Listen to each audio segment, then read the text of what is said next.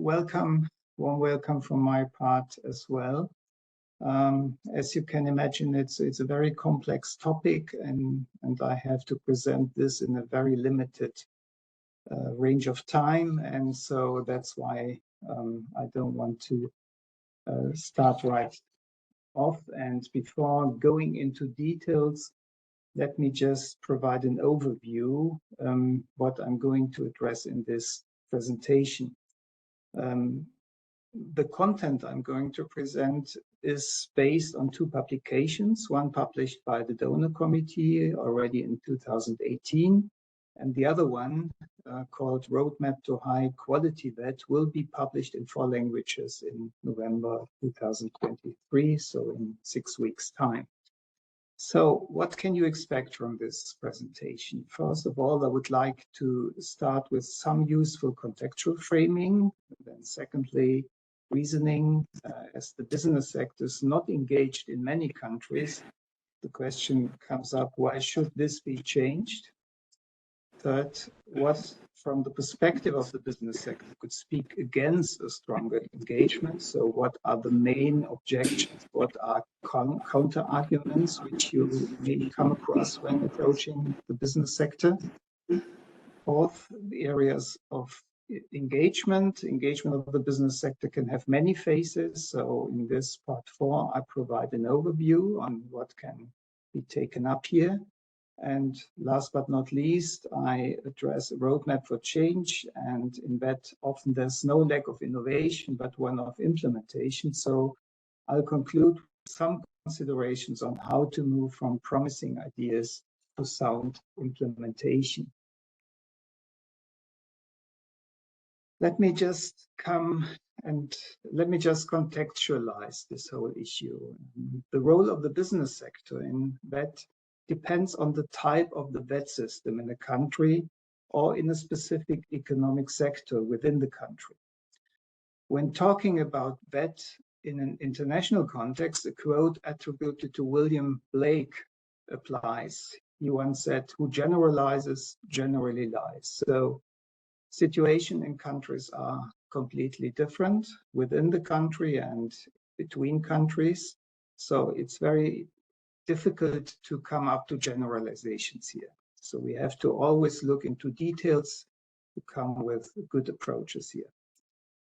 VET systems differ between countries, and so does the role of the business sector within these systems. Widespread typology along the criterion of governance distinguishes 3 ideal types of VET system: the school model, the dual model, and the market model.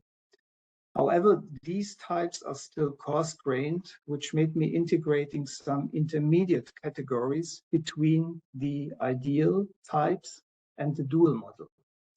In the school model, there may be more or less extended phases of exposure to practice. There may be practical phases as part of the school curriculum, for example, by inviting practitioners. Students may take on internships or systematic training phases in companies.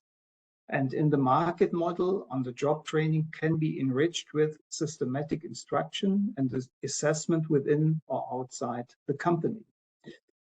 As an umbrella term, I call these intermediate categories dualized VET, indicating that they link theory and practice, systematic and casuistic learning, and some engagement of companies in the context of learning about work or learning at work. Dualized vocational education and training can represent different degrees of engagement of the business sector. It is sporadic in the first box, but more extended in the other 2.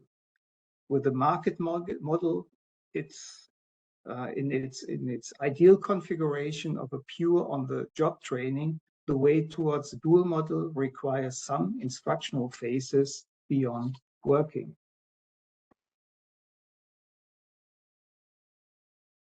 The unquestioned assumption so far is that VET systems should be driven towards a dual model. I would at least spend a few moments on why this is a convincing idea. There are some good reasons, although they differ depending on the perspective you take. For companies, dual vet may provide qualified staff equipped with relevant skills and well prepared for the requirements of the workplace. If companies want to set up production or trade sites in a foreign country, access to qualified labor can be an argument for taking investments. For young people, dual vet increases their employability, makes them mobile on the labor market, and provides for some earning while learning. And for the state and the society, dual vet reduces public expenditures and has some potential to reduce youth employment and to increase integration of young people into society and the labor market. However, dual vet is not an end in itself and probably not the best solution for any constellation. In trying to introduce or increase dual vet in a country, there may be some obstacles to overcome. From the perspective of the business sector, those listed up may be most relevant here. The first one referring to demand. Dual vet prepares people for qualified labor on a middle qualification level. However, not all tasks or occupations require such a level of expertise. In particular, in the informal economy, there are many jobs which can be fulfilled with unskilled labor. Other jobs and professions are reserved for graduates from universities. That means that dual vet is one of many recruitment pathways for companies, which is most relevant if qualified staff for a middle qualification level is needed. Secondly, refers to tradition. In many countries, companies regard vet, as any other education area in this country, as a responsibility of the state. That is why they need to be persuaded that it is in their best interest to engage in the development of dualized vet in one way or another. Third challenge refers to the status of vet. In many countries, vet has a low reputation as it is regarded as an area for low achievers, people with some disadvantages, or school leavers who cannot make it to the university. Thus, companies may follow their false impression that vet cannot provide motivated and high-performing youngsters. Fourth one refers to benefits. Some companies may be reluctant as they assume net costs and see a risk that after the training program, vet graduates will be poached by free riding companies. And last but not least, the fifth one refers to duration. There may also be some objection that vet programs may take too long. Companies can't oversee their demand in 2 or 3 years' time. Instead, they need qualified staff right now. So they are very much on the short-term return on investment avenue. To cut a long story short, persuasion of the business sector to engage in vet needs a well-prepared line of reasoning with strong arguments. These challenges may be faced by anybody in any project who tries to persuade companies to engage in the vet sector. There are many ways to get the business sector engaged in the running and in the governance of that. Within a school-based vocational education and training system, businesses can gradually take responsibilities at the training level. They may provide training places in terms of traineeships, internships, or even apprenticeships. I know there are fine distinctions between these terms, and they are not, there's no consensus in the international discourse on what is what. So I use it in a very blurry way now. They may become part of the exam committee or provide real-life equipment being used as teaching materials. In either case, the training staff needs some preparation and training. So these are all areas of engagement at the training level. On the governance level, business sector may contribute insights from practice to make curricula more relevant. Renowned business people may promote VET in their business circles or in public and serve as some kind of VET ambassador. In taking one of the roles outlined, they contribute also to financing in the vocational education and training area. If we turn to the right of the slide, we see the other side, the market-driven VET system, and in such a system, companies may make their contribution by either allowing the learners to attend theory-related training phases outside the company or contribute to the development of training, examination, and certification standards. Overall, there is some kind of portfolio which can be applied based on given circumstances in a specific branch, in a specific region, or in an individual company.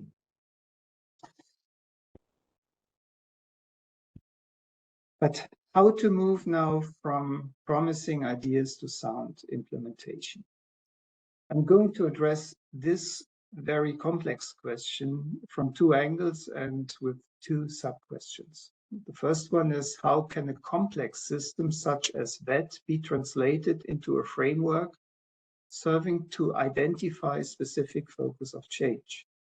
And the second one, which I will address a bit later, how can the implementation be supported by a realistic notion of transfer within development cooperation? Let me turn to the first question. How can a complex system such as VET be translated into a framework serving to identify specific focus of change? I start from the assumption that VET systems are quite complex and can't be changed on the scratch in a single step. Rather, they can be split up into components, each of which can be addressed as a specific focus of change. In my approach, there are 11 components, 11 such components, and each of them can be described more or less distant to dual VET, which means in a different degree of proximity to ideal dual VET. One is very low, so very far away from dual VET, an ideal school-based system without any practical components would cover this one, this cell, and 4 means there's a very close proximity. Reform initiatives in a country then don't try to change all components, all the 11 here, at the same time, but focus on one or some of them. These may be those where urgent progress seems appropriate or where low-hanging fruits can easily be harvested. Not every component is on level 1 regarding the degree of proximity to dual VET. With some, the starting point may already be up to level 2 or 3. And not every component is supposed to be brought up to level 4. Decision makers may decide to remain on a lower level for the time being. Overall, this framework serves to identify those components of a VET system which should become part of the planned reform initiative. It also serves to identify the proximity in the current arrangement in the country of the VET model. So I don't have the time to dive into all the 11 components here. And what I can do here at this time is just to give an example on how to use this framework. And as an example, I take component 4. It's the partnership culture, and show how the framework outlined above can be applied. If starting point is a purely school-based VET system, the following 4 degrees of proximity to dualized VET can become next or interim steps for taking action. On a comparatively low level, cooperation is focused on some few pioneer enterprises. Based on the experiences gained, efforts to engage in companies may address companies in individual sectors expected to be in some demand for qualified labor. Once first successes have been achieved, a further emphasis may be put on extending the engagement to other areas, consolidating the engagement and thus making it sustainable. The highest degree of engagement will be achieved once the cooperation is institutionalized, often with the support of business membership organizations. If the starting point is a marking model, the right part of the slide, the following steps may pave the way towards the dualized VET. The first step from the poor on-the-job training towards the dual model would be taken by integrating some short phases of instruction, explaining how and why certain work tasks are being done. If this does not only happen by incidents, but follows a training plan, or even allows the apprentice to take some time off for the learning purposes, it would come closer to the dual model. The highest degree of proximity to the dual model is reached in step 4. On and off the job learning phases are part of curriculum and certified.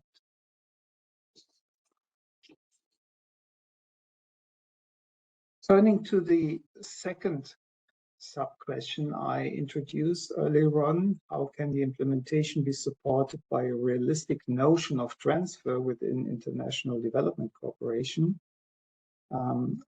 I would start with some context information again. The perceived performance potential of dual VET, I alluded to this earlier on. This is a significant factor driving increased interest in exploring the transferability of this model within the framework of international development cooperation. However, despite widespread acclaim, dual VET has only been selectively adopted in a few countries.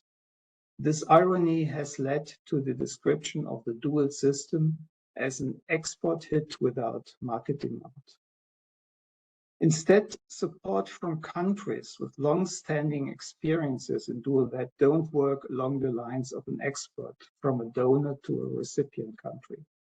Support can't be just copying blueprints, but requires offering partnerships in a process of mutual knowledge transfer.